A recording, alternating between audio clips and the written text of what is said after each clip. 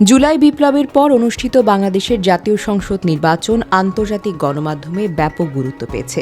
শুক্রবার দিন জুড়ে বিভিন্ন প্রভাবশালী সংবাদ মাধ্যমে প্রধান শিরোনাম ছিল বাংলাদেশ জাতীয়তাবাদী দল বিএনপি নিরঙ্কুশ বিজয় এবং দলটির চেয়ারম্যান তারেক রহমানের রাজনৈতিক উত্থান। ব্রিটিশ সংবাদ মাধ্যম দ্য গার্ডিয়ান বাংলাদেশের নির্বাচন হাসিনা পতনের পর বিএনপির ঐতিহাসিক বিজয় শিরোনামে প্রকাশিত প্রতিবেদনে নির্বাচনকে গত 2 দশকের মধ্যে অন্যতম সুষ্ঠু ভোট হিসেবে উল্লেখ করেছে।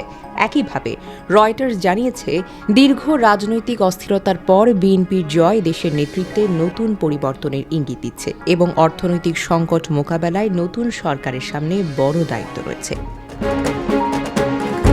বিবিসি তাদের প্রতিবেদনে বিএনপির 2/3 আসনে বিজয়কে গুরুত্বপূর্ণ রাজনৈতিক মোড় হিসেবে তুলে ধরে এবং তারেক রহমানের রাজনৈতিক পরিচয় ও ভবিষ্যৎ নেতৃত্ব নিয়ে আলাদা বিশ্লেষণ প্রকাশ করেছে।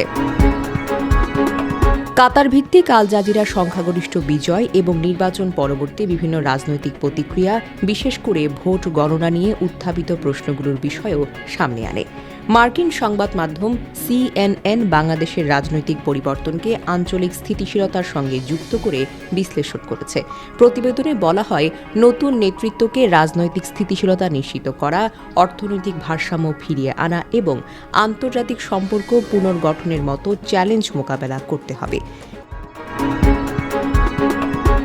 পাকিস্তানের ডন বিএনপির প্রত্যাশিত বিজয়ের কথা উল্লেখ করে জুলাই আন্দোলনের পর দেশে স্থিতিশীলতা ফেরার সম্ভাবনার কথা তুলে ধরে।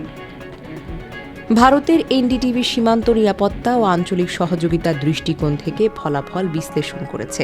পশ্চিমবঙ্গের আনন্দবাজার পত্রিকাও বিএনপি নিরঙ্কুশ সংখ্যাগরিষ্ঠতার পাশাপাশি নতুন সরকারের সামনে থাকা চ্যালেঞ্জের বিষয়টি গুরুত্ব দিয়ে তুলে ধরেছে।